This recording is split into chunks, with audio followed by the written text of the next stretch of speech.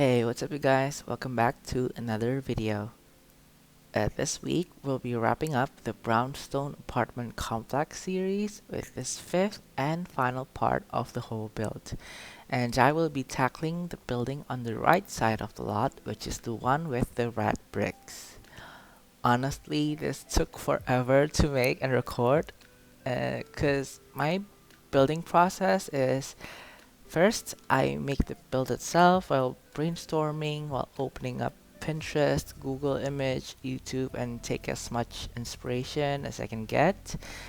And then after I'm happy with the final result, I will take screenshots and put it in my phone, and then bulldoze the whole lot and rebuild it from scratch.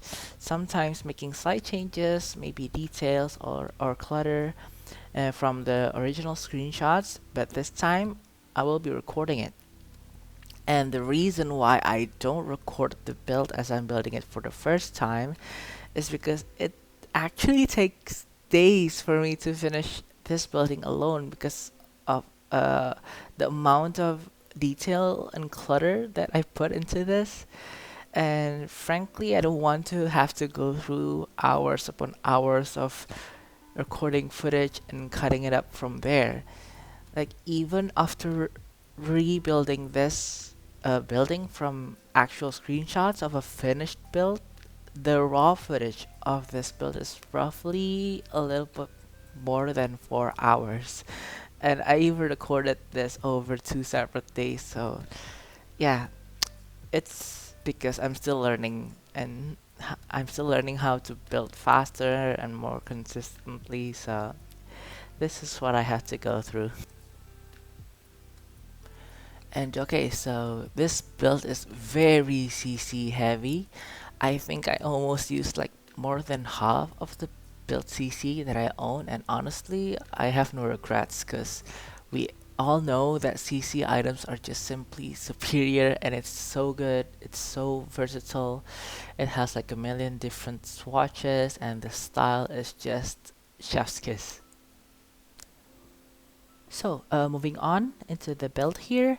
Initially, I just thought that what if I made this whole building just owned by one rich family? And so I wanted to make sort of a country mansion-ish because I just thought that the country and brownstone CC pack by Harry and also the organic CC pack by Harry and Felix and also the oak house CC pack by Barry Sim, they work perfectly together and are just really suitable for what I was going for. But later on into the build, I just started using whatever CC I think looks good. So I just went ham with it. And as you can see in the final product, this house is like 90% just CC. So first of all, I just used this minimalist bedroom wood floor from Logical Sims throughout the house. But I also used this terrazzo flooring from the Brutalist bathroom CC pack by Harry. And also, if you look closely here in the kitchen, I made the bar stool seating on the corner island counter, but I made it so that the stools will still face the same way instead of diagonally, the way it's supposed to face. So basically what I did was, using the move objects sheet, I basically put the stools in a regular island counter, sized it down using the bracket keys, and then so it's not visible, and then put the rounded island counter over the shrunken island counter. And from what I know, it's still fully functional, so I think it's necessary because the diagonal stools just doesn't make sense. And here you can see the kitchen pantry, and also next door to it is the laundry room. I originally wanted to fit sort of like a butler or servant's quarter here, because with a house this big, I thought it kind of makes sense. But instead of making a small bedroom, I just think it would be a better idea to fit a pantry to store all of the kitchen clutter so it doesn't clutter the actual kitchen. And also, it gave me an idea to store the pet food here because I ended up deciding that this house needed a pet, specifically dog, because I didn't put any cat toys or any cat trees. And of course, here's the laundry room to also store all the cleaning supplies like the brooms and whatnot. And here, moving on to the second floor, the actual living room or the TV room is here on the second floor, and the first floor sitting room is more geared towards like a guest seating area, like an entryway, rather than the family living space. And here I made a dark green feature wall just because I love the combination of wood and dark green.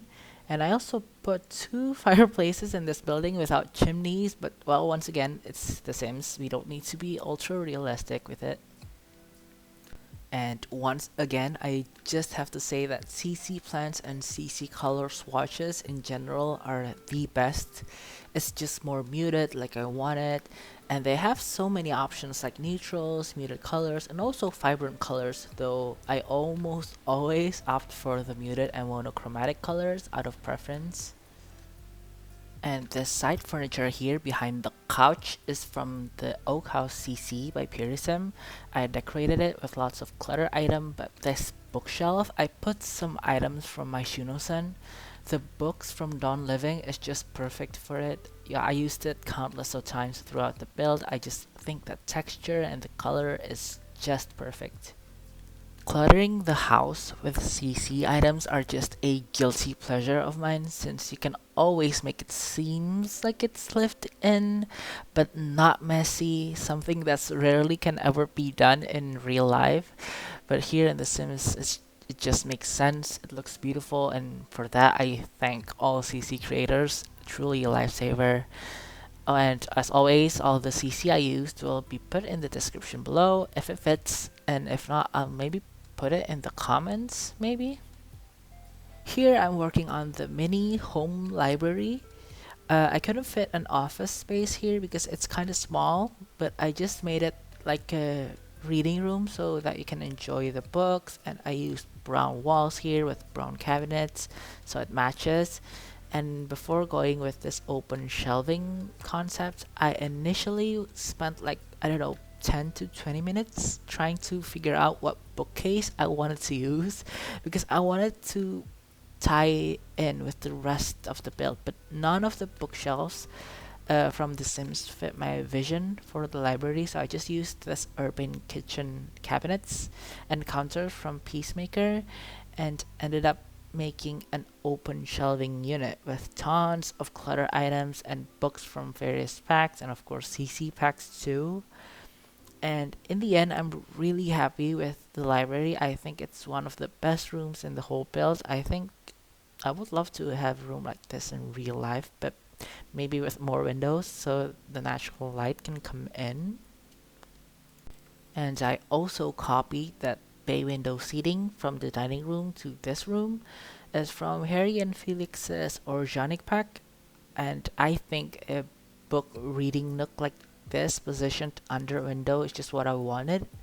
I was inspired by those cottagecore houses with the beautiful book nook on the bay window with the tall bookshelves. That was what I was going for in this room, but a little bit more fancy and dark. And there's also that fancy drink cart like what you see in fancy rich people's mansions on TV. It's from Sixum's Arts Living Room CC pack, and on top of the cart I put that, I think it's the wine glass clutter item from the kitchen pack by Harry and Felix. Anyways, soon we'll be moving on to the bedroom with the walk-in closet slash nursery for the baby and also an ensuite bathroom. Here in the walk-in closet, I just used Harry and Felix's tiny travelers pack dressers because I think it looks really good even for adults' bedroom, even though that pack is targeted towards kids, I think, or toddlers. And also because I plan to use that changing table that comes with the CC pack. I generally kept the walk-in closet fairly simple apart from all the clutter that I put into that changing table because I just think that it's way more realistic to have clutter on baby changing tables even though you're a neat person. And on to the bedroom itself. I think this bedroom is my least favorite room out of the whole build because I just can't seem to make the shape of the room work. So there's that awkward seating in the middle of the room facing the windows, which I just ran out of ideas, I guess. But here we're moving on to the ensuite bathroom, which I really, really loved. It's got that brutalist look, it's got terrazzo everywhere with the hardware, which I will change to this like bronzy brass color in the end. It's just really trendy at the moment. I think it's very stylish, though I don't think I'd want this type of bathroom in real life, but I do still think that it's very cohesive and beautiful in the end. Oh, and also that shower is not functional, I think. I just put it there because it made sense. I think it complemented the bathtub and it's kind of a nice addition.